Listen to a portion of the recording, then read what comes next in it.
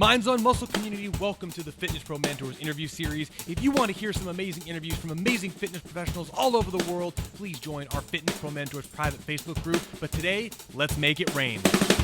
Mr. Steve Van Zandt. Steve, how you doing today, man? I'm awesome, man. Appreciate you having me on. Oh, I'm honored to have you. Now, you're in Tampa, is that right? No, I'm actually in the Fort Lauderdale area. Oh, I just totally made that up. Oh, that's not a good start. That's South awesome. Florida. Cool, man. So I'm really excited to unpack this here. And if anyone's listening to this, as you guys know, in the Fitness Pro Mentors Facebook group and online, we love talking to exercise titans, people who've been working in the industry for a long time and learning more about their origin story and how they came to the position they are now. And Steve, I mean, honestly, I've been watching you for a while. I remember chatting with you before I opened my place. And you have already opened your spot and you were doing the entrepreneurial thing.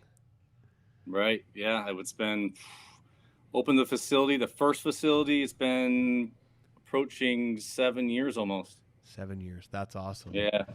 So, hey, man, if you don't mind, what's your origin story? You know, what's your superhero story? How did you get into the personal training world and find this crazy resistance training specialist path? Sure.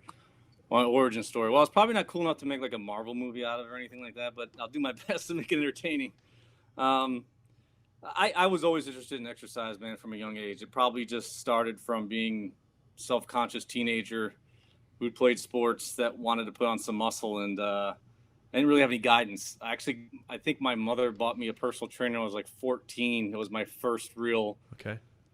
Yeah, and we didn't even have money, man, but she saw like how much it was bothering me and how confused I was and trying to do any type of exercise by myself. I was trying to read books and I didn't really know. I didn't have any guidance outside of like gym class. So I always knew I was interested in it. But, you know, honestly, I didn't really have money for college. I didn't know the route to take to do something with this thing. So I ended up joining the Army after high school. Like about a month later, I was already serving in the military. And that allowed me to go to school because I got the GI Bill from them and all that. And so I did 3 years of active duty before I really started the journey on exercise science. That was kind of like what everybody gets, right? The kind of foundational basic degree. And just to give me a chance to figure out what route I wanted to go, I signed up for that. But a monkey wrench was kind of thrown in my plans, man. I was out of the military for 3 years and I got recalled back in as I was in school going for this. When the Iraq war happened and everything, I was still under contract as a reservist. It's one of those rare things, man. They just didn't have enough guard and reserves to send people over. You know, a lot of those guys just weren't physically up for it. And I stayed in shape and I got a letter and I had to go back in. I actually served a year in Iraq. Around 2005 to 2006. Wow. And so it was kind of the best and worst thing that happened to me, man, because when I got back, I felt really behind. Like I was really had to make up for lost time. And I just went in psycho mode, dude. I just got really super focused and I was taking lots of credits, trying to get done as fast as I could. But I started getting really good grades and just started doing well with the school thing. And finally, when I got my undergrad, I started personal training. I actually started with an internship working with a lot of NFL guys. It was pretty intense. That's cool. Nice. Yeah, but you know, it's crazy. It's intimidating. Like you graduate college and then I was working with like Plaxico Burress and some of these other guys, man. I was a big Giants fan, so that was cool. I did that, and then I actually worked at a facility for about 3 years. So just it was all one-on-one personal training stuff, and that's kind of where I got my ground.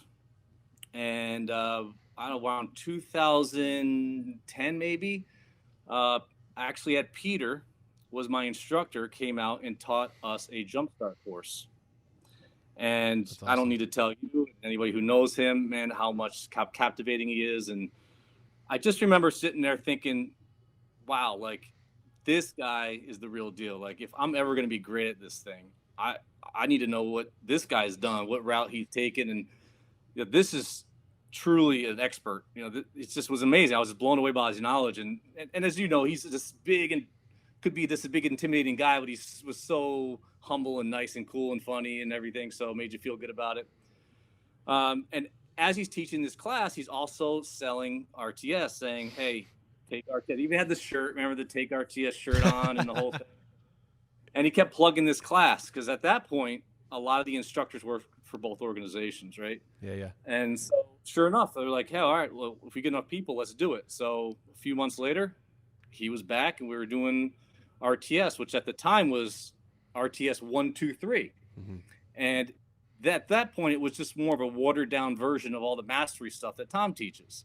So very technical, very sciencey, very overwhelming, right? I just remember thinking like, wow.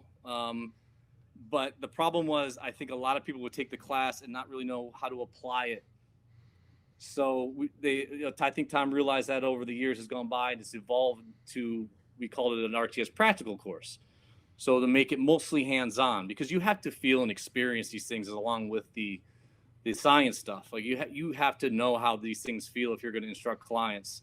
So it became much more hands-on, and the class was great. But the number one complaint, which isn't really a complaint, that hey, we need more time, because we're so crunched with time. It's a 2-day class, and which really should be over a course of a semester, all this stuff. But we're teaching it really in a total of 6 days in 2-day increments.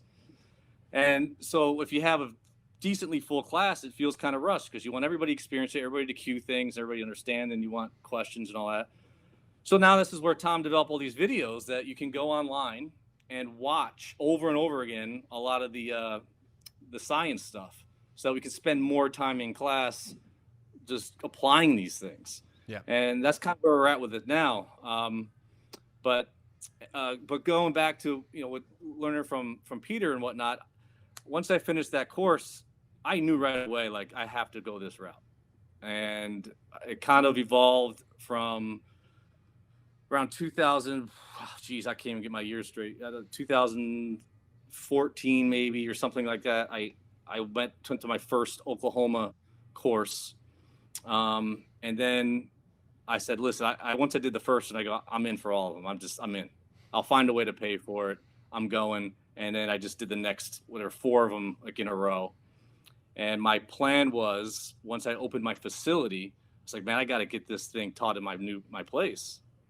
So I said, but before I bring any of this up, I really need to make sure I really own it, understand it. I wasn't even thinking teaching yet. I just wanted one hosted.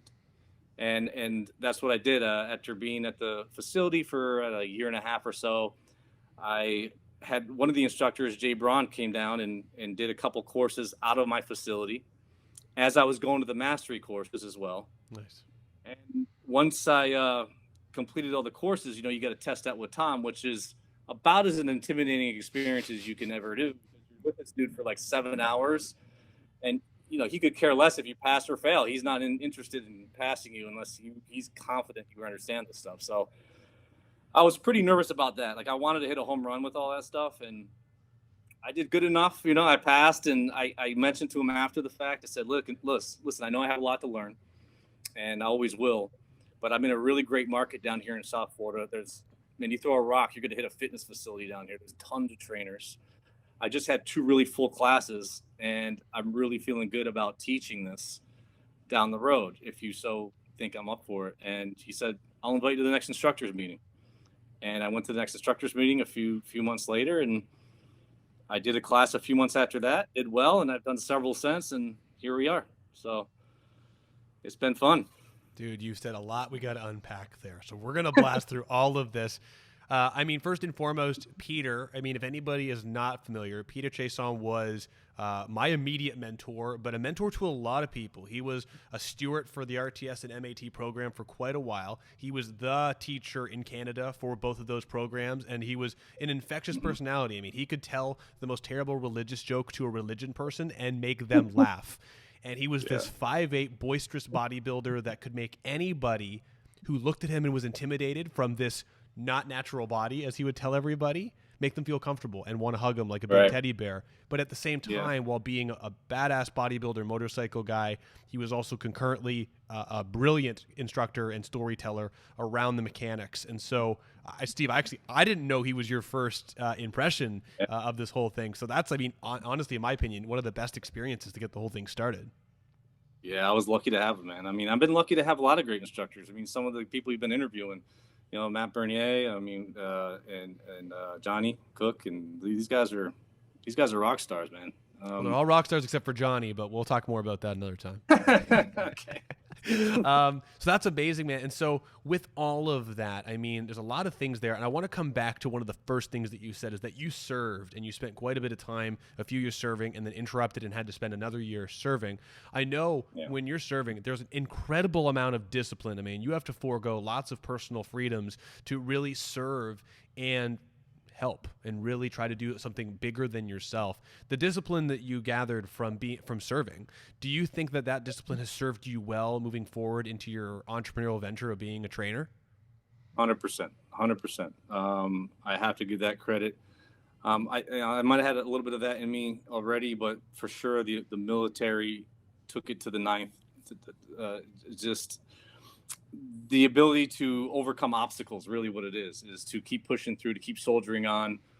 And if I had to give somebody advice that was open to place, man, you just have to have an incredible stomach for failures and be able to keep pushing. That's really what it is. You just have to have an undying will to not quit, because you're going to have to be able to stomach endless disappointments to be successful.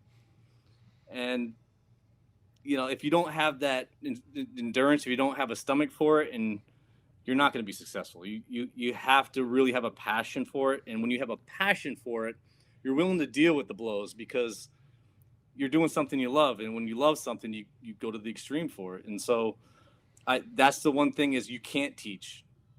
You can't teach a passion. You either have it or you don't. And that's okay if you don't. But too many trainers confuse, I enjoy doing this as a recreational thing, to now, well, I'm going to do this for a career. And it's totally, completely different. Mindset.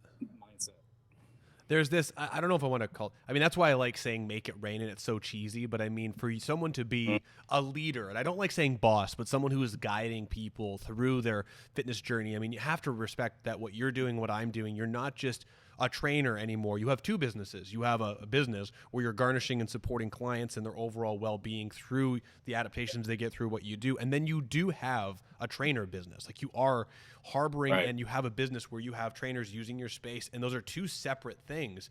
And it's actually a lot tougher than people think. Like, you really got to have management. So you said, like, you got to have the stomach for it. You got to experience some failures. Man, you got to tell me, is there a specific experience with a failure or something that you struggled with that you're open to speaking to that you had to kind of push through? Yeah, I mean, there's tons. I mean, it could be as simple as you're just having a low, your clients, for example, maybe a lot of them are gone, and you start getting a little depressed because you're not as busy as you like to be. And then that depression kind of just mounts up, and before you know it, negative thoughts creep in and you start doubting yourself. That happens. The people come and go, and it's such an up and down, because you could have one day to your clients, hey, I got to move, or something happened and I'm done. And you're like, oh. And then the next day you pick up 3 people and like, it's okay, everything's great again. That's it. It's always going to be that way. I mean, now I've done this long enough to where the vast majority of my clients are very long-term clients. So there's not a whole lot of revolving door stuff going on with me. And that's good, because it's hard to have a consistent schedule, right? And now I'm at the point where I want to do some other things. So I'm past the point wanting to have 30 or 40 sessions a week. I really don't want that.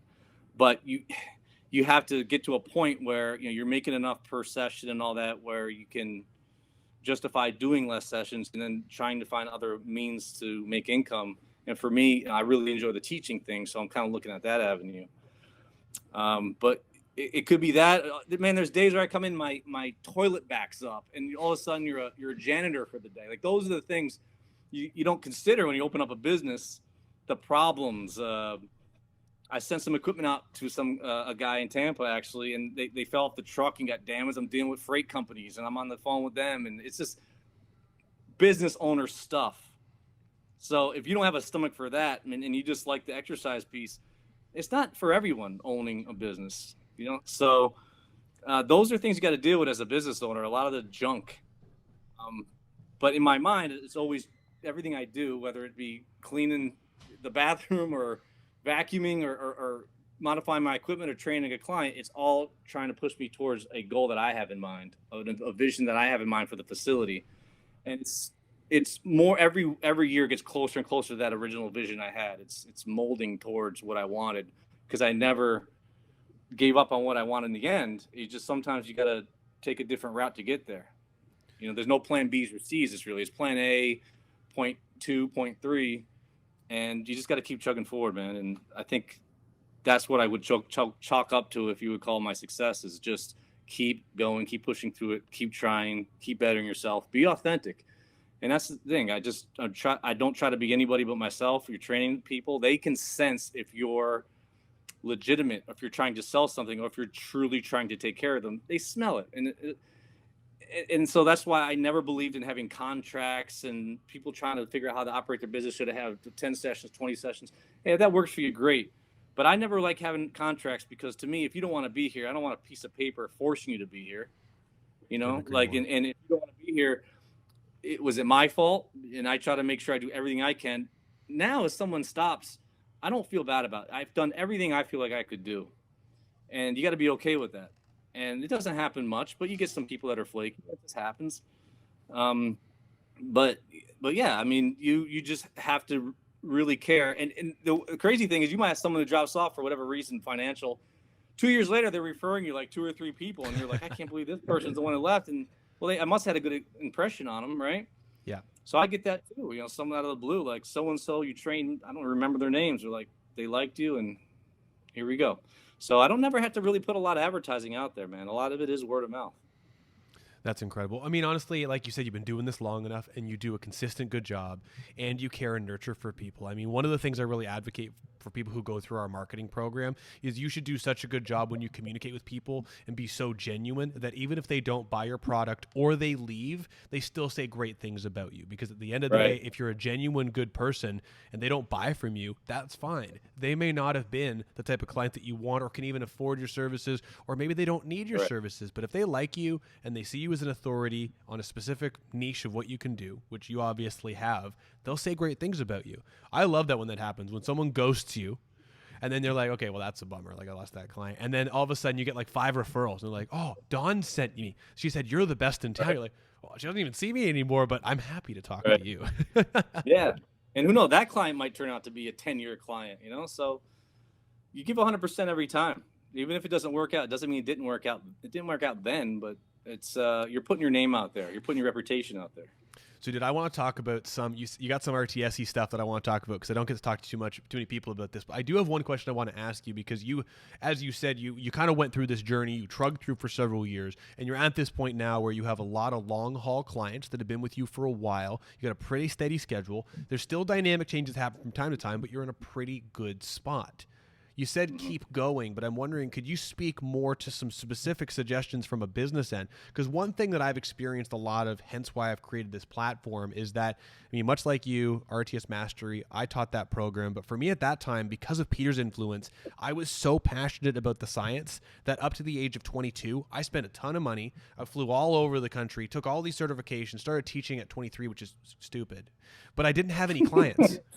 I didn't have any clients. Like, I was a really good instructor. I had some clients. I was up maybe 10 people, but I was great communicator, had full classes, but I didn't teach. I hadn't learned how to fend for business myself. I was working at a place where there was a salesperson. I could read new people, and that put me on this journey to learn more about how to create communication and sales and business processes to develop, hence where we are now, and hence Strata, which is super exciting. Could you speak to that journey for you as to what kind of things that you worked on in your business communication world that helped you grow your business that some newer trainers, so to speak, could learn from? Well, it's interesting that you say you taught first, man. I always say I'm practicing being an instructor every day. Yeah. Every day. Like my clients are interested in why they're doing what they're doing. And for those who like maybe a little confused on what do I talk about during the break in the set? We talk about the show last night, or what do we do? It's like, I just want to let you know, do you notice this exercise? It gets a little lighter here. You don't have to speak science, but let them know that you're doing something for them, and there is thoughts behind the madness, if you will. these things that I'm doing isn't just pulling out of, my butt here. I'm trying to help this person in a way, and I got to explain it in a way that doesn't confuse them and make them, sound too sciencey. But I practice every day, my cueing, how I talk to people. And like, I have a 92-year-old. I've had kids that are 10, and I might want them to know the same thing, but I'm not going to communicate the same way. So there's a lot of experience there, just talking to different personalities, communicating what you want to get through to them in different ways. And so then when it's time to teach, I've done this for countless hours. So it kind of prepares me for it. So when I first taught, I wasn't even that nervous. I was excited. I was a little nervous, but I was excited because I felt confident in the information. Now, if I look back at it, I might thought I sucked now because look, I gotten better at it, I believe. But at the time, I thought it was pretty good, and I got pretty good feedback. But I mean, yeah, it's the teaching thing. It's more of a cherry on top. But if you're a trainer, you're a teacher. You're teaching. If you're instructing, you're teaching, you're guiding. It's not cheerleading. You're providing information, guidance, whether it be giving someone homework or and also your words, your positivity, in a sense of, if someone comes in, do you think I'm going to get better? Yeah, I think we're going to at least try. I'm not going to tell them no, or the reason you're having problems is your herniations and this and that, all this negative stuff that I'm like, dude, 90% of people have some bulging discs or herniations or whatnot. So, and that really does impact the client a lot, where they just feel like, oh, I'm okay. Everything's fine. Yeah. Stop being so fragile. I know the doctor said don't lift more than this many pounds or lift above your head, but let's put some context to that. These are people who want to live their lives, pick up kids, play with them, run, play tennis, whatnot. And if you're already telling that they're made of glass, that's, that has a really negative emotional impact on their psyche, right? So that's part of it too. Showing them their progress. And I'm not sure if I was answering your question on that. I'm not sure if that's where you're going with it, but the practice in my clients transfers over to my teaching. So I don't know. Is that kind of that's perfect where man. You're going? Absolutely perfect. And I should say, I didn't teach first. I was working as a trainer, but I just didn't have the chops to grow my own business. I was still kind of codependent on working at a place I was still working with clients at that point. They gave me, I'll say this on recording now. They gave me a title where they called me the trainer of the trainers there. Not trademark. No. And we're Canada, so, whatever. But I was doing all study groups for the staff there, which was a lot of fun, which helped me prepare for my RTS mastery exam. And then when I went and tested, I'd been talking about it so much, which was a lot of fun. But it was more that, much like you, I had a desire to, I didn't really care about opening a space, but I wanted to make sure that we had a space that had the autonomy to serve our clients at the highest level possible. And every time I was at the original gym I was at, when it closed, it was amazing, but it closed, we looked around for places to rent out of, and ever we tried to find somewhere there were massive bodybuilding influences where grandma wouldn't want to come in there, or big open CrossFit style places, and grandma wouldn't want to come in there. So how could we create a facility with machine choices, thanks to Tom teaching us about machine analysis, that we could work with anyone that had, if someone had fibromyalgia or someone had carpal tunnel, how can we actually work on elbow extensors and elbow flexors without actually bothering that? Do you have the tools? Do you have the environment? And so that's what turned into this business. For you, well, yeah. And I would say, if you're a trainer and you're trying to find your way, I see too many trainers too early in their careers thinking about opening a business before they really have acquired any knowledge. And especially down here. So in South Florida, man, like I said, you could throw a rock and hit some kind of fitness place. So what makes you different than the other 9,000 gyms? What makes you think everybody's going to flock to your place? And if I could have found a place that kind of thought like I think and had the options, and I might work somewhere. I don't know, but that didn't exist. I had to create it. And that was important to me, to have that environment. So I created that environment because it just didn't exist. There was nothing down here that really represented what RTS is about and the custom fit exercise thing. So I spent a lot of, before I opened the facility, like I mentioned, I actually opened the business. Like I opened up SVZ and worked out of a community center for like 3 years between the original place I was working and opening up the doors to SVZ, because I needed a way to break off the place I was at. So I needed somewhere to go. I wasn't ready to open up something yet. So during those 3 years, I got my master's degree. I started buying some equipment, some small stuff, and storing it in my house. And luckily, a client of mine and a friend of mine was investing in me and gave me some money so that I could buy some equipment. And I just bought like what I thought I needed at the time, and I bought like maybe 6 or 7 pieces. Found a retail spot, opened up there, and then as the years went by, I would add some things and add some things and add some things, and then I just outgrew it, man. I was there 5 years, and it couldn't have worked out more perfect in timing, man, because my lease ended like February 1st of 2020, so like the COVID hit like right then and closed everything down. And I moved into this warehouse, and it's a really nice one. So I doubled my space. I got this beautiful 2,500 square foot space right now, and I was able to double my equipment. I just went on a crazy like binge of like I just discovered eBay for the first time, kind of. I was gonna get 1 piece, now I got 5 pieces. And so I was able to move, and we're kind of secluded. I don't have the visual, like you can't drive by like the retail and have walk-bys, but I wasn't getting a lot of walk-ins anyway. You get some window shoppers that look through, but maybe in the beginning, someone might want to be or might consider being in a place that's highly visible and get a lot of walk-in traffic and whatnot. But once you got it going, you don't really need that. At least I didn't need it anymore, because all my clients were calling in as referrals or saw an ad or something. It wasn't because they just walked by getting ice cream. Yeah. And had I kept in a retail plaza, I would have been paying double what I'm paying now at this place. And it's 1,000% better. I'm really happy with what it's been looking like and where it's going. It's beautiful. I mean, I saw that beautiful back extension bench that Mr. Mike Ruble was not super excited about. He was saying it's a crummy piece of machine. Which one? He was joking around. The Nautilus, I forget what it's called. The Nautilus machine, the back extension bench with the plates that modify. The Nautilus one you talking about? Yeah, Mike was poking at it a little bit because I think he was jealous that you got it. Oh, or was it Robbles? Is that Robbles, Mike? yeah. Pardon, I said Yeah. Ruble. Well, I sent him my old one, so maybe he's probably. I sent him my. I think it was an Eagle, or it was a. It was a VR3 or something. It's still pretty good though. It's pretty good, man. Hey, man, your spot. Honestly, I mean, looking back on it openly, like there was a few people that when I was preparing to open my place, your place, you had just opened yours for a year, I think, because I'm 6 years. Yeah, a year. And there were a few other people I reached out to, and I remember asking you for advice and just asking like about your experience, and you basically just encouraged me like if you think you can do it, just go for it. And your spot was really beautiful, man. And I what you're doing now, it looks absolutely amazing. I mean, you talked about this vision that you have for where the business is going next. What's next? Well, definitely want to grow the education side. In fact, outside of the RTS course, a couple years ago before COVID hit, I had started teaching an anatomy class.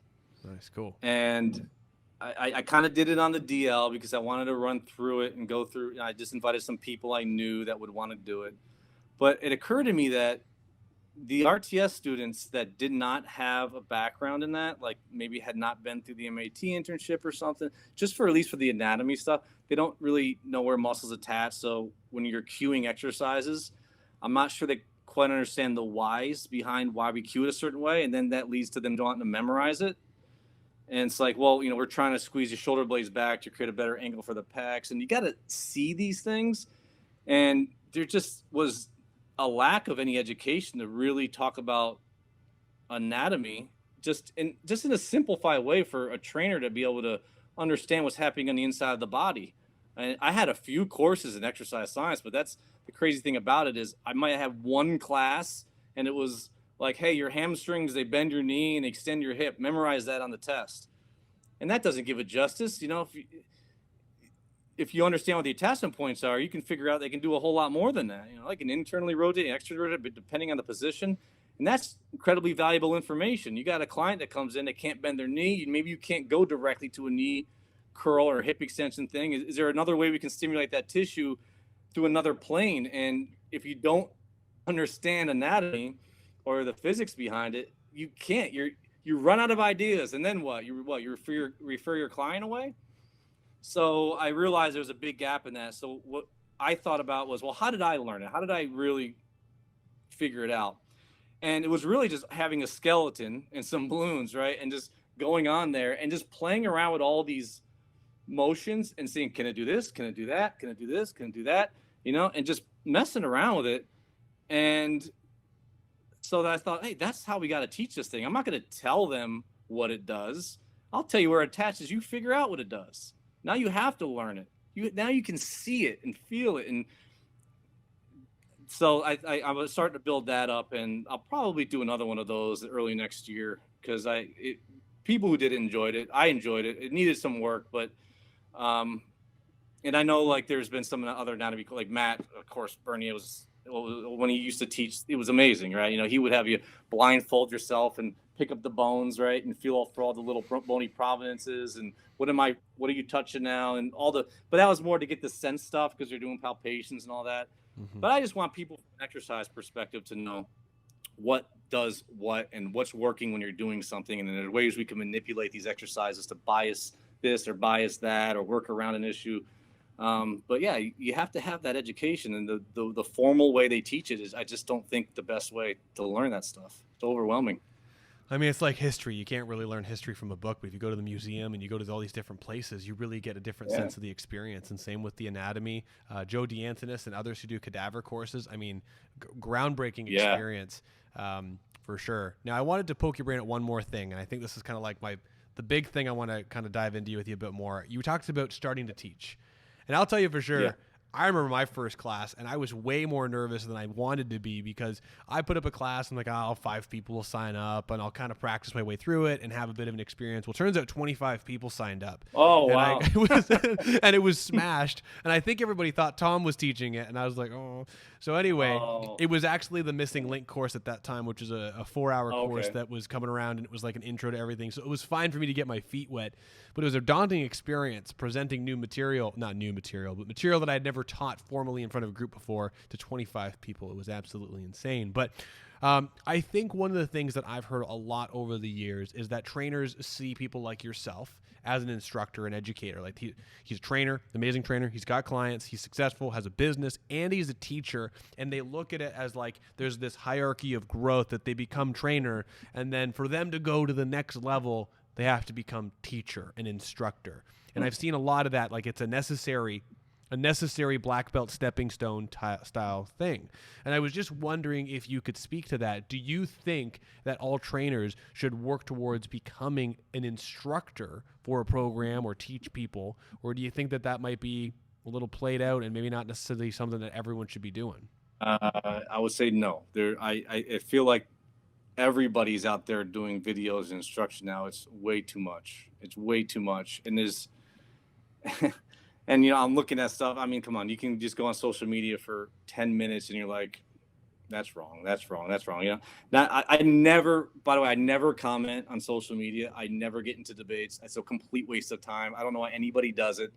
You're never going to change anybody's mind on a social media platform. But do I look at my phone sometimes and shake my head like, oh, God, sure. But what value is it to me to go, hey, you suck? No, come on. I mean, when you put yourself out there, and people start questioning you. Now, if you were off, it's going to, in fact, it could probably hurt you, you know, and now people are making comments saying you got that force angle wrong. This ain't correct. That's not correct. Before you know it, you're on the defensive. I don't think that was your goal when you put that out there. Everybody's not going to be your cheerleader. Keep it basic. Try to talk.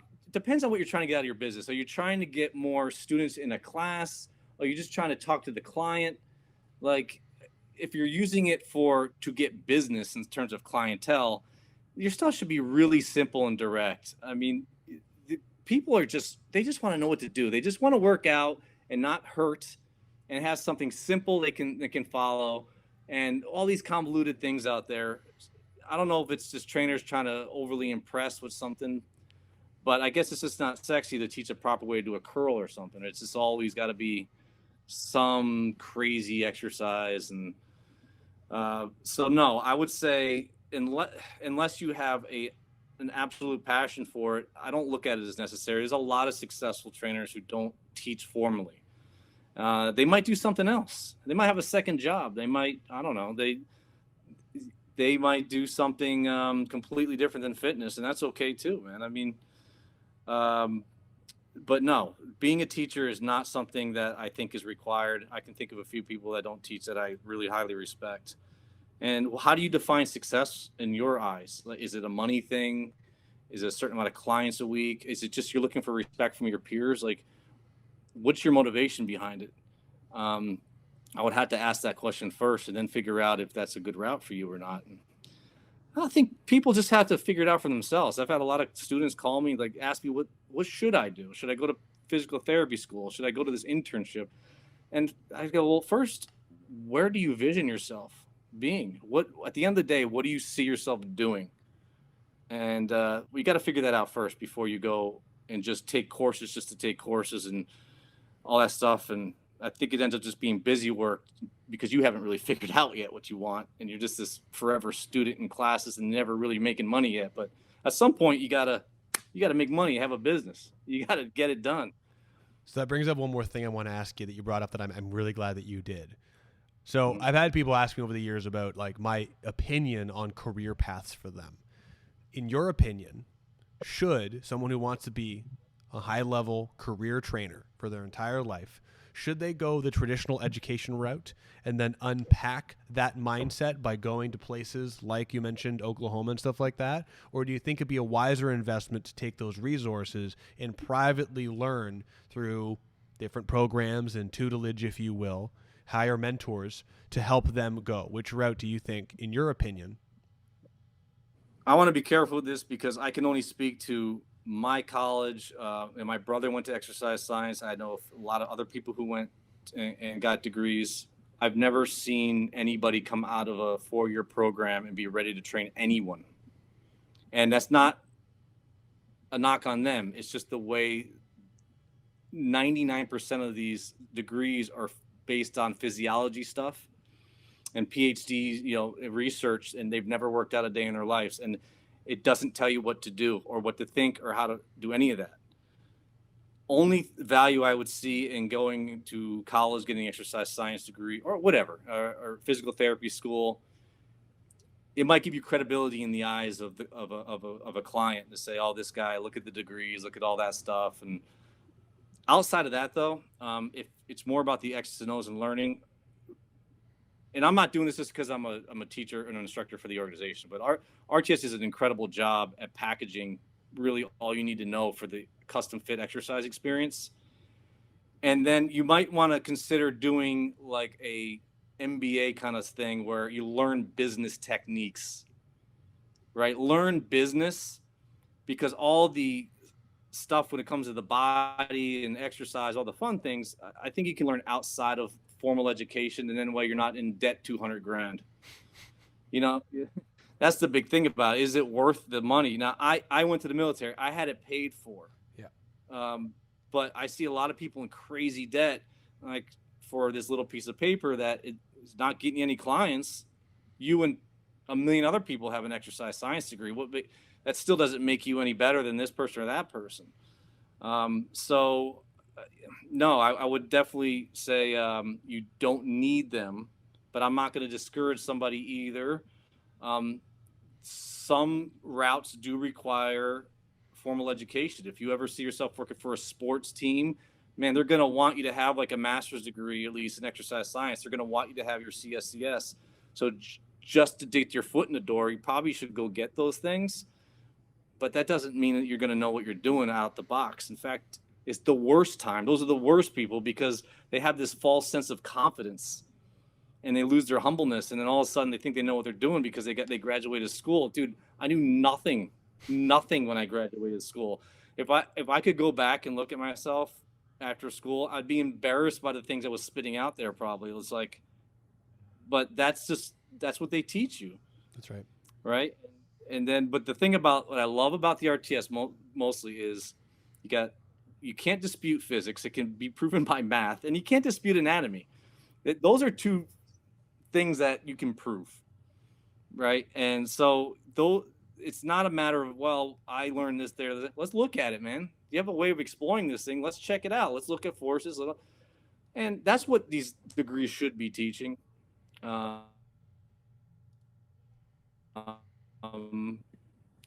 no, I don't think it's necessary, but I wouldn't tell somebody absolutely no either. It depends on their individual, circumstance and what they want to do. I love it, man. Steve, thank you so much. I tell you what, I think this is going to be a good spot for us to pin in it, and I got one more thing I want to throw out there, but really quickly, we got Mr. Brad Thorpe saying such amazing content, so he's obviously a big fan. And then also someone we both know, Mr. Michael Silva, said a really non-committal, hey guys. So, Mr. Michael, thank you so much, man. Mr. Momentum. So people are watching you, man. People are excited about you. You got some amazing stuff on the go. Now, we were speaking before the show, and you said that you've got some cool stuff on the horizon. You've got an RTS program, I think, coming up. Is that right? That's right. Yeah. So this is the first one in a while, man. Everybody's been phoning me and messaging me. When's the class? I was just waiting on the green light. So I have 3 courses. Starting in October 16th and 17th will be the trunk and spine course for the second level of RTS. The next one will be November 20th and 21st, which we cover the lower extremities. And then the last one, December 11th and 12th, is the upper extremity. You can go on either resistancetrainingspecialist.com. I think RTS123.com still links to that if that's easier for people to remember. You can save $300 if you sign up for all 3 courses at once, but by no means do you have to do that. If you can only afford one and come to one, that's fine. But people seem to be struggling a little bit with the site. The RTS 1 that's on there is for international students. That is not where you start unless you live in like Indonesia or something. So this would be the perfect introductory to the RTS world. And of course, the videos that you have to watch. It's all listed on there. So that way we can hit the ground running when you come to class. But those are the 3 dates. Just check out the site. It's simple. Put it in your cart. You're in. And then you can see the facility live and in person. You can play with all my new stuff.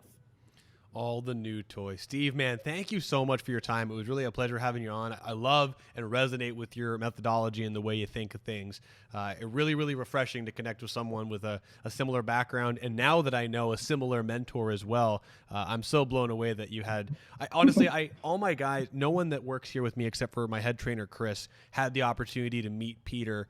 And every time I talk about him, I just wish that people did, because he was this incredible juxtaposition that made you re-question what you thought of a bodybuilder, because you have this stereotype, and he really did a great job of connecting people. But he also, honestly, I don't want to fanboy him, but he did probably one of the best jobs of storytelling and getting people to sign up for that program better than anyone ever. I actually had a shirt made for him. He had the Take RTS. I had one that said "Sheer happens" instead of "should happens," if you know what I mean. Sheer happens. That's awesome.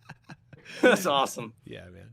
Yeah. Anyway, Steve, thank you so much. SVZ Internal Performance. You got to check Steve's stuff out, and he's got some amazing stuff coming up. Anatomy course maybe in the future. Sounds really exciting. Steve, man, thank you so much for doing this. I really appreciate it. Hey, man, appreciate you, man. I hope you can do it again, man. This is great. We will absolutely do it again in the future, and I look forward to it. Everyone, please check out the Fitness Pro Mentors podcast if you're watching this, and we'll talk to everybody soon.